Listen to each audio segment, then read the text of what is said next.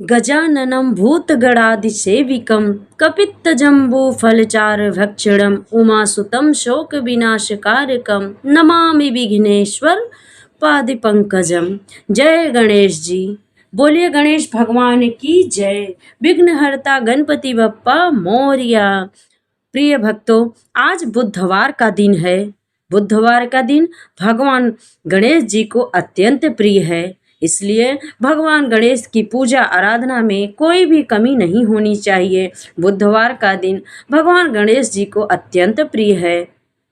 कहा जाता है कि जो भी बुधवार के दिन सच्चे मन से भगवान गणेश का स्मरण करता है, उसकी सारी दुख, दरिद्रता, कष्ट, विघ्न सब दूर हो जाते हैं। तो आज हम भगवान गणेश की ही ऐसी पावन कथा सुनेंगे, जिसमें एक बूढ़ी माँ थी। उन्होंने कैसे भगवान गणेश की कृपा से सुख और धन का लाभ पाया और भगवान गणेश के प्रति उनकी कितना धर्मनिष्ठ और भक्ति थी। भगवान गणेश को लाल रंग अत्यंत प्रिय है। भगवान गणेश की पूजा में हम गुलाब का फूल, गुड़हल का फूल चढ़ा सकते हैं। भगवान को सबसे अत्यंत प्रिय दूब है, जिसको हम दुर्वा कहते हैं। भगवान के पूरे शरीर में जब भी गर्मी होती है बहुत, तो माता पार्वती ने दूब से उनके पूरे देह में लेप लगाया था। इसलिए भगवान गणेश को अत्यंत प्रिय दूब है। तो आप लोग पूजा के समय भगवान गणेश को दुर्वा जरूर चढ़ाएं, अक्षत चढ़ाएं, लाल पुष्प चढ़ाएं और उनके चौकी पे लाल कपड़े बिछाएं। भगवान गणेश के प्रतिमा के सामने बैठकर भगवान गणेश से कामना करें कि हे गणेश भगवान, हे विघ्नहर्ता, हे विघ्ननाशक, हमारे घर में, हमारे परिवार में, हमारे जीवन में जो भी विघ्न है, जो भी संकट है, आप हटाइए और सुख समृद्धि हमारे घर में आइए। हे गणपति बप्पा, आपका हम स्वागत करते हैं। आप हमारे घर में हमेशा विराजमान रहिए। हमारे घर को सुख, शांति और समृद्धि दीजिए। हमारे परिवार पे अपनी कृपा बनाए रखिए। आइए सुनते हैं बुधवार की पौराणिक कथा। बहुत समय पहले की बात है। एक बुढ़िया माई रहती थी। बुढ़िया माई हर बुधवार को गणेश जी का मिट्टी से मूर्ति बनाती, लेकिन जब भी पूजा करने बैठती, वह मिट्टी की गणेश जी ढह जाते।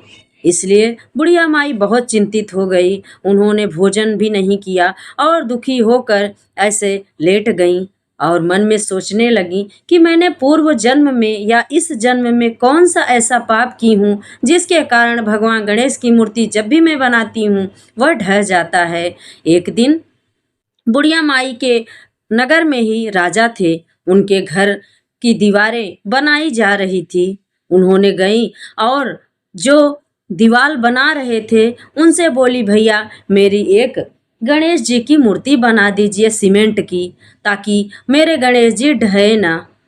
जो मूर्तिकार थे वो बोले कि हे मैया, जब तक मैं आपके गणेश जी को बनाऊंगा तब तक मैं राजा का दीवार चुन लूंगा। माता जी को गुस्सा आ गया और माता ने क्रोध में वो लोग को बोली कि जय राम करे तुम्हारी दीवार ढह जाए। पूरा दिन मिस्त्री लोग पूरा दीवार बनाए, लेकिन जब बनाते तब ढह जाता, जब दीवार पूरी बनाते तब ढह जाता। शाम का टाइम हुआ। राजा अपने नगर को देखने आए कि चल के देखते हैं कि घर का काम अभी कितना हुआ। जैसे राजा पहुंचे तो देखे दीवार टेढ़ी हुई थी।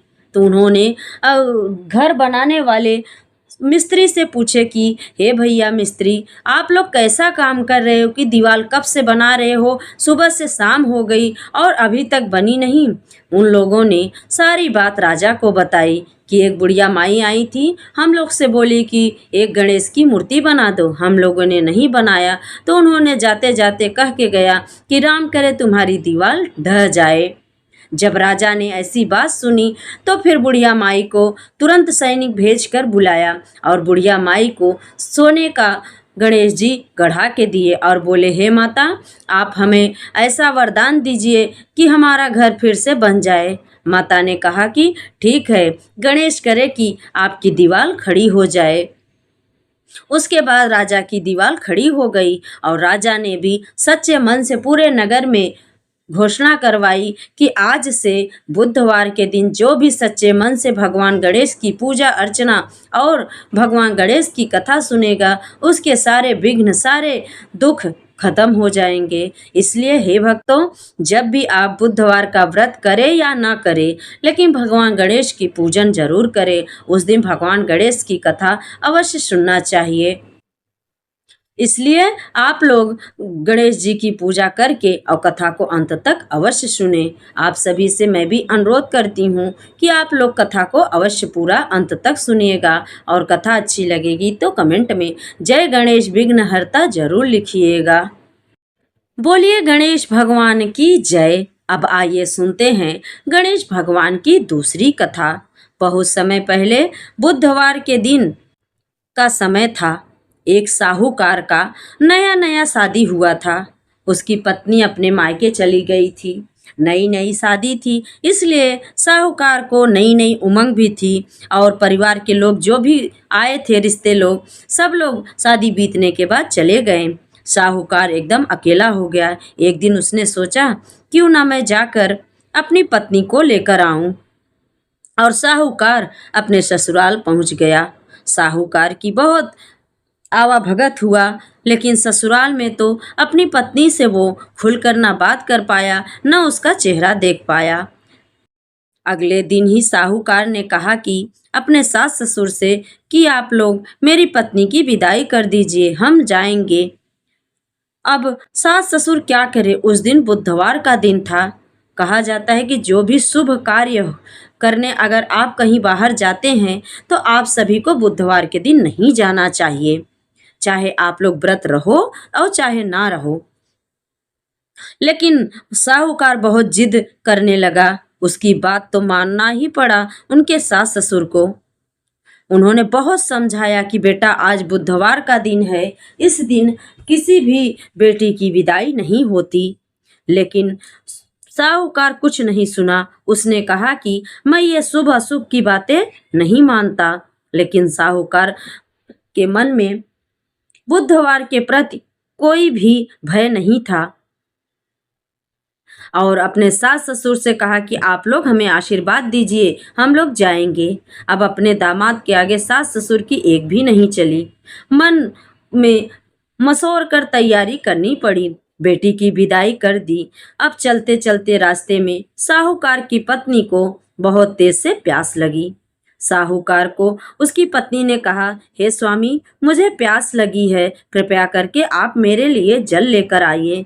साहूकार ने कहा, ठीक है, तुम यहीं बैठना, मैं जल लेकर आता हूँ। साहूकार जैसे ही जल लेने के लिए जाता है तो वापस आते ही उसको बहुत हैरानी होती है, क्योंकि उसके ही हम शक्ल वेशभूषा में गाड़ी में उसकी पत्नी के बगल एक मनुष्य बैठा था। उसकी पत्नी भी एक रंग के दो व्यक्तियों को देखकर बहुत परेशान हो गई। उसका पति उसमें से कौन सा है वो नहीं पहचान पा रही थी। जैसे ही साहूकार ने अपनी पत्नी के पास बैठे उस व्यक्ति से पूछा कि वह कौन है, तो उसने भी पूछा कि तुम कौन हो भैया, मैं तो वो फला नगर से साहूकार हूँ और फला नगर से अपनी पत्नी को लेकर अपने घर जा रहा हूँ। तुम बताओ कौन हो जो मेरा वेश पकड़कर यहाँ आए हो कबाब में हड्डी बनने। ऐसे बहसबाजी करते करते दोनों जन में ज्यादा झगड़ा बढ़ गया। झगड़े को देखते हुए राज्य के सिपाही भी वहां आ गए और साहूकार को पकड़कर ले गए। अब सिपाही भी चक्कर में पड़ गए कि दोनों एक ही शक्ल के हैं, इसमें से कौन असली साहूकार है और कौन नकली।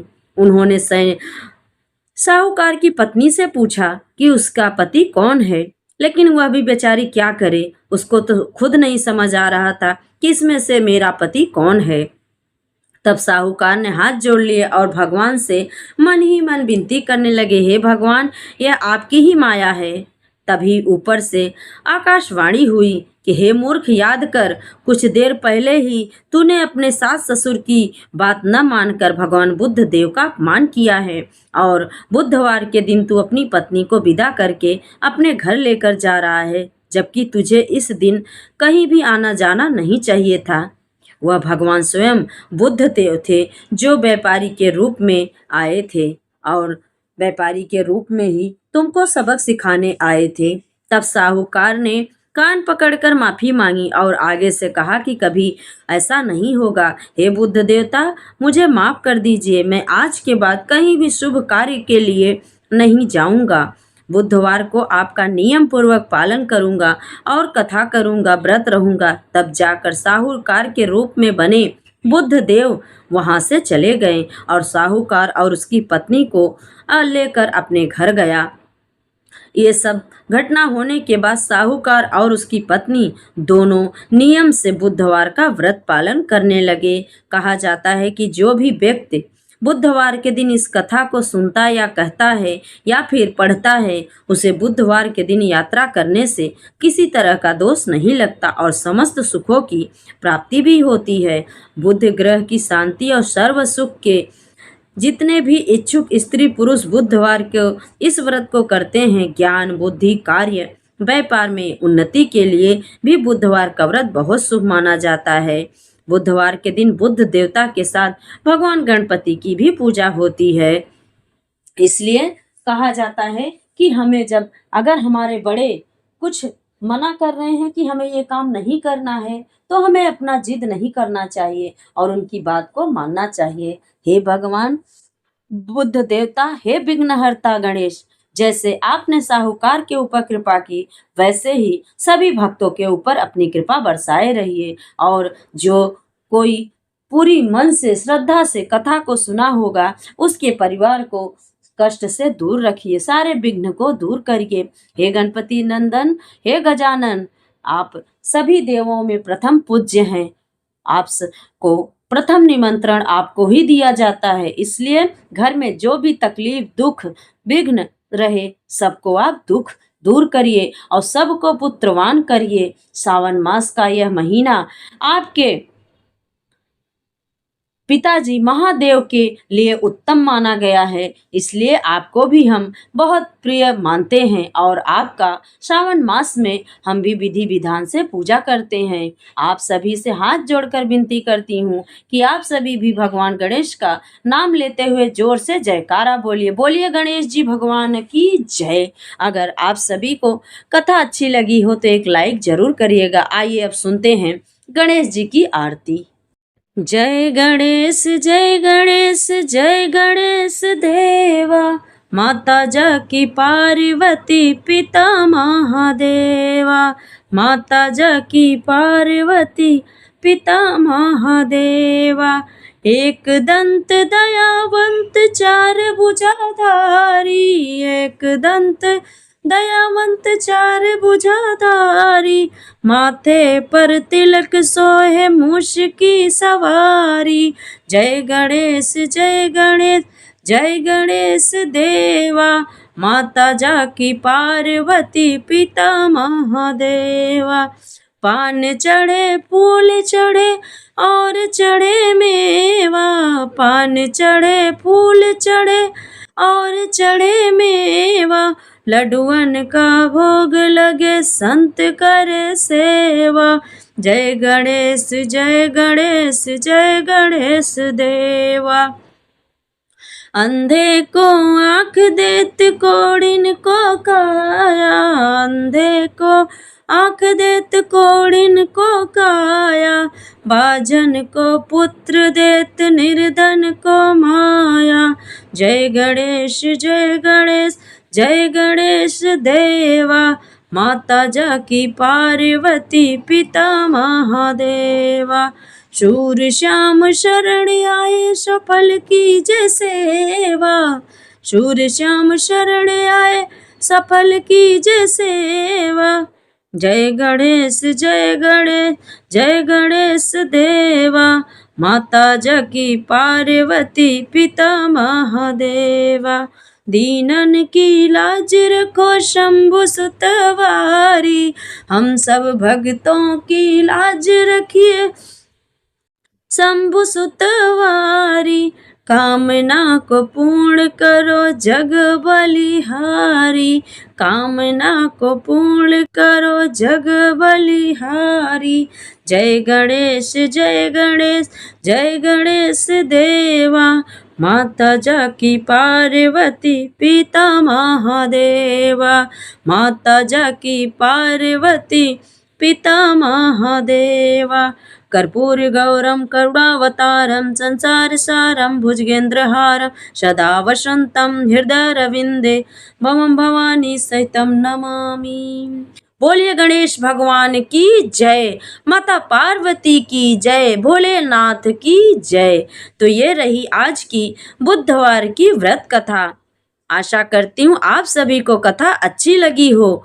कथा अच्छी लगी हो तो लाइक, शेयर और चैनल को सब्सक्राइब जरूर करिएगा। हम आपके लिए ऐसी ही वीडियो रोज लाते रहेंगे। और कमेंट में जय बुद्ध देव और जय भगवान गणेश की जरूर लिखिए। हर हर महादेव।